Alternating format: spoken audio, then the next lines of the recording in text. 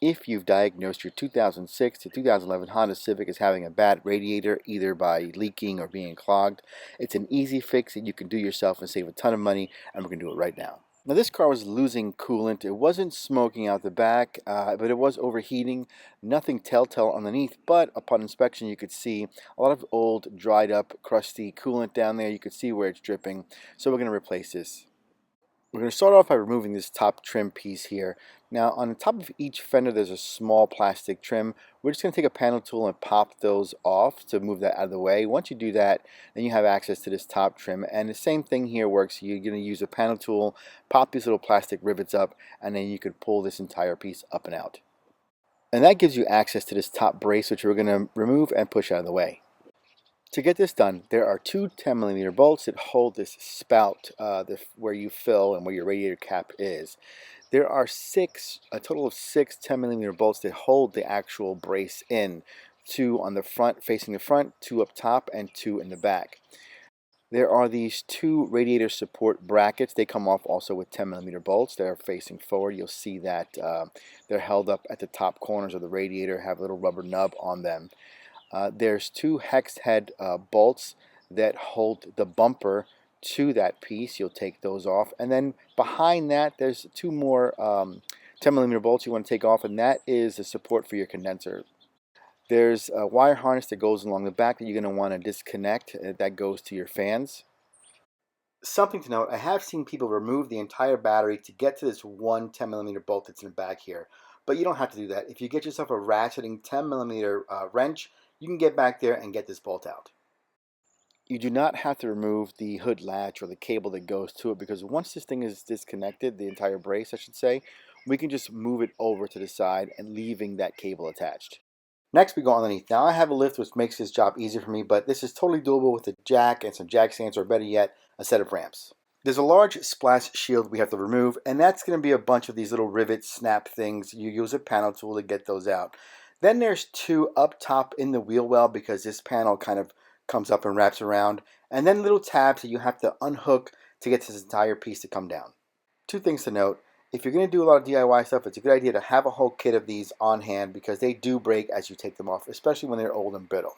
Also, when you take this shield off, be careful. There might be some coolant up there or something up there that's going to either get into your face, so make sure you have eye protection and just be careful when you take this down. With the bottom of your radiator exposed, you have access to this petcock here.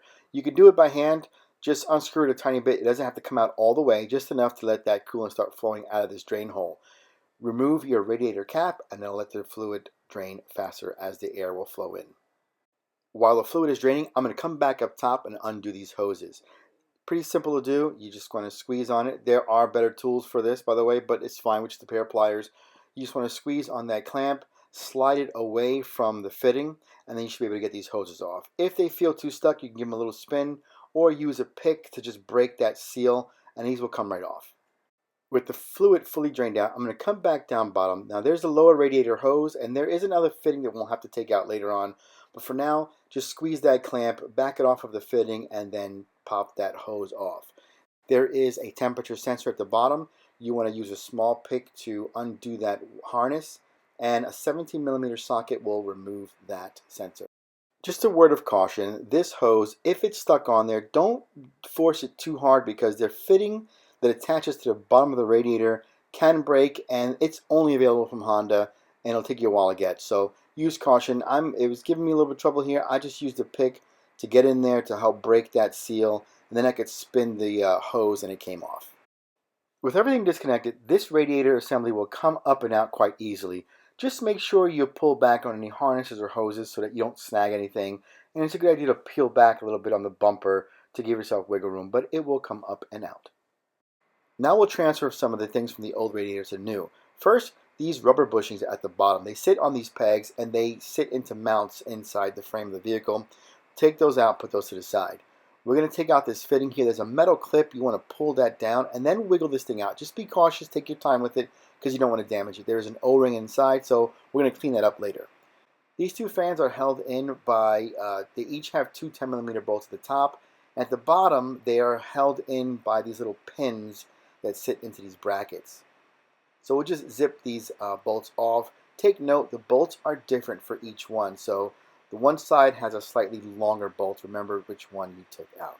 The fans might be a little stubborn to take out because after a while those pins that sit into these brackets, they get corroded and they get stuck. But just wiggle it and they'll pop right out.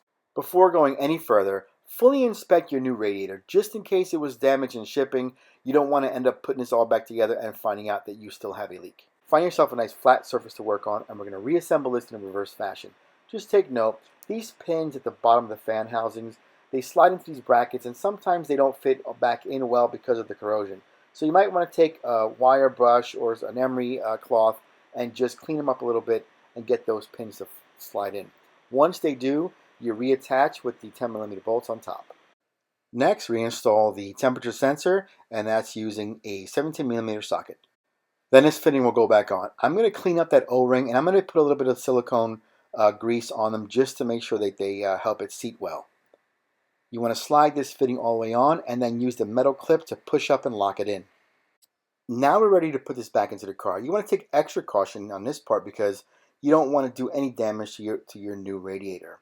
So also the bottom here, we're going to reuse these little bushings here. And they sit into these little wells at the bottom and they attach at the bottom of your radiator. If they don't stick on, if they fall off, you can put a little grease on there to help stick them on. But you want to just guide this radiator back into place. Make sure those bushings sit into where they're supposed to go, and we can start reassembling.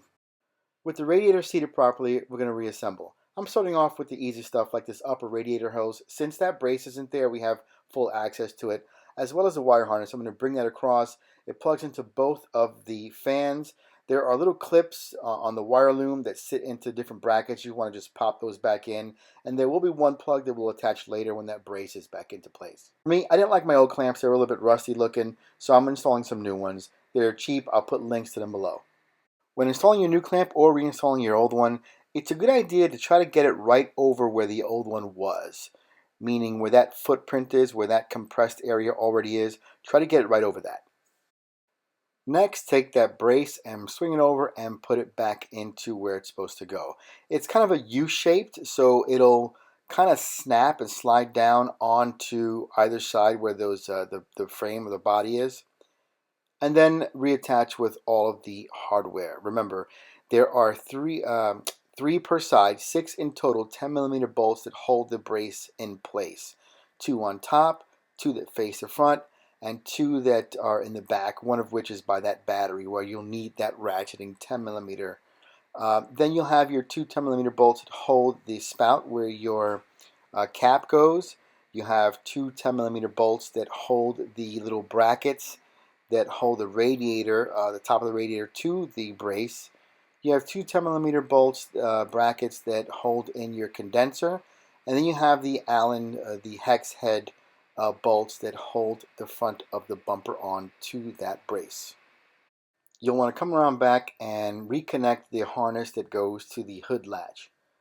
For the spout, it's a little bit tricky to get to this clamp, so you want to set it up ahead of time to make it easier for yourself. You push that on, give it a little twist to make sure it's fully seated, line up the holes for the bracket, and then you're going to want to use your small, for me it's easier to use a small pair of pliers to get down in there and put that clamp into place. Coming back down bottom, I'm going to set myself up again by putting the clamp on ahead of time and getting it situated to where I want it to be. And actually it's easier to just kind of hold it at the same time as you get that hose on there. Squeeze it so that the clamp is open. Once that hose is fully seated, you can let that clamp go. Then connect the plug that goes into the back of that sensor. And on the harness, there's a little snap that will snap into a little mounting bracket that's on the bottom of the radiator. What's left now is to fill and bleed, which to me is the most tedious part of this job.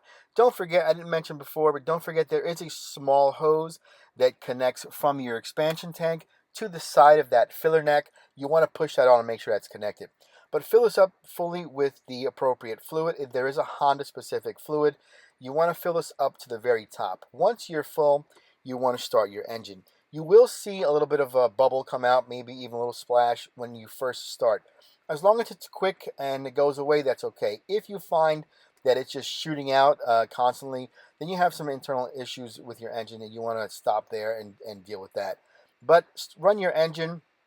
After a while, your thermostat will open up And you can tell by touching the lower radiator hose. And once you feel that start to get warm, it'll stay cold for a while, but once you feel it get warm, you know that the thermostat is open, your water pump is working, you've got coolant going through, and then you just want to sit there and wait a while to get all the air out. You want to periodically squeeze on the upper hose. Just get as much air out of this system as you can. Watch your gauge. Your gauge should never go more than halfway. If it does, you may have some other issues going on, or possibly you still have some air locked in there, and you want to just keep trying to work that air out. You do not want to run the vehicle too long with the cap open because you're not building the pressure you're supposed to be building. So this is just enough to get that fluid warm, to get all the air out of the system. Once you do that, watch your car's gauge. It should stay about the middle. You see no more air bubbles as you squeeze. By the way, as you squeeze and the air starts coming out, you're going to want to fill some more because your fluid's going to start to go into the engine. You'll need some more fluid in there. So you top off as needed. And don't forget to top off your expansion tank. After you've had some time here, no more air coming through, both hoses are nice and warm, reinstall your radiator cap, do a quick once over, make sure you have no leaks anywhere, and you are done.